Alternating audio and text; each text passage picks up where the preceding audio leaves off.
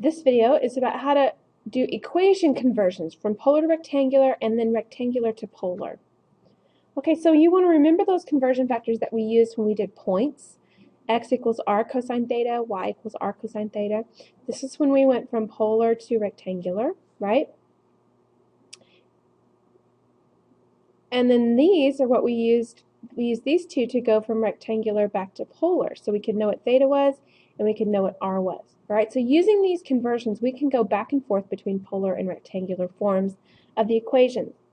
One thing to keep in mind is that the rectangular equations are going to either be lines or circles. Now, lines are easy to figure out. Okay, they have y and they have x's. No big deal.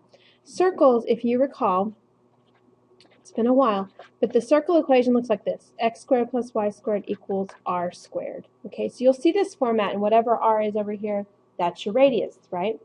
So keep those formats in mind because that's a good clue that you've put it in rectangular form. Okay, remember when you do move it to rectangular form, you're getting rid of r and you're getting rid of theta, replacing it with x's and or y's. All right, so let's try some of this. Okay, converting from rectangular to polar. Okay, so we need to remember we want to go put everything in r equals form. Okay, r's and thetas. That's what we want. So what we need to remember is that good old rectangular might be already in this form right here. Okay, if we can get it to r equals, then we are in good shape. So let's look at this. Using this idea of a circle, that's the equation for a circle, we know that's equal to r squared. So in this scenario right here, we already have x squared plus y squared. We know that we can replace that with r squared equals 49, right? And we don't really want r squared, we want r, so we're going to take the square root and we would get r equals 7. Now that we've gotten rid of x's and y's, we are now in polar form because all we have is an r value, and that's legitimate. It's either r or theta or both. Okay? What about example 2? Y equals 0. Well, remember our conversion factors. For y, we said it was r sine of theta, right? Well, if y equals that, then what we really have is r sine theta equals 6.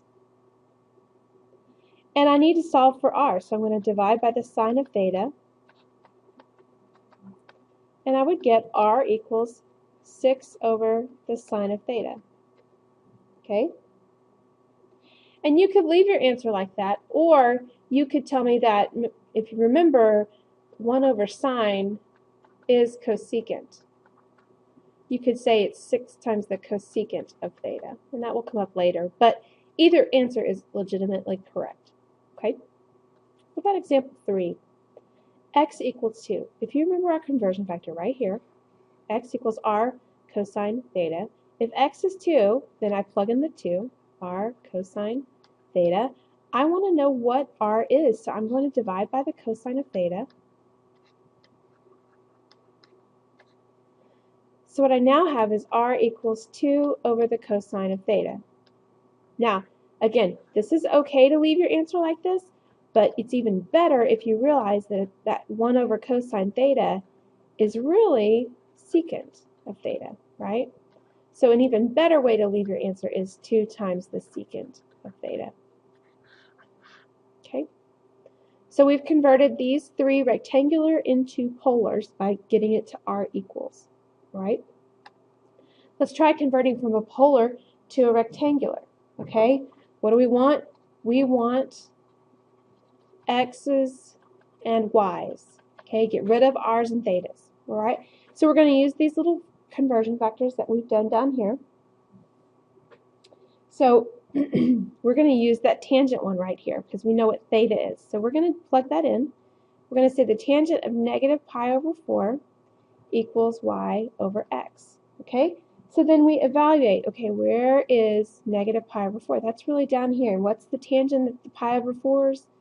It is 1, and in this case it's negative 1. You've got to remember the rules for tangents, guys. So I can put in negative 1 equals y over x. Put that over 1 and cross multiply. So I have y equals negative x. Now it's in a linear form, and it's rectangular. We're good to go. What about number 5 here? What if it's r equals 5? Well, I'm going to use this form right here to give me that equation. So I need r squared, right? So r squared would be 25. And now I can plug into this equation right here. So I can say 25 equals x squared plus y squared. All right, and that's where I need to stop. I mean, that's a circle, and I'm good to go because it's in rectangular form. I got rid of r, I got rid of any thetas. It's good to go. It is a circle. We're fine. Let's try two more. What if it says r3 secant of theta? Well, remember what secant is, guys. That's 1 over cosine, right? So I'm going to replace that with 3 over the cosine of theta, right? Then if I cross multiply that, I get r cosine of theta equals 3. But if you remember our conversion factors, we had one that said x equals r cosine theta, didn't we? So here's r cosine theta equals 3. That means x equals 3. Okay, so we're done with that. Now look, we got cosecant. What is cosecant? You've got to remember what cosecant is. That's 1 over the sine, right? So in a similar fashion, I'm going to replace that with 1 over the sine of theta. All right, and like we did before, we're going to cross multiply. So r sine of theta equals 2. Remember, our conversion factor said y equals r sine of theta. So r sine of theta is really y. Replace that equals 2. And now you have a line that you can graph in a rectangular coordinate. All right. So now you've got several examples of how to convert from polar to rectangular, rectangular to polar with equations, okay? So hopefully those relationships make sense and you'll be good to go on your assignment. We'll see how you do in class.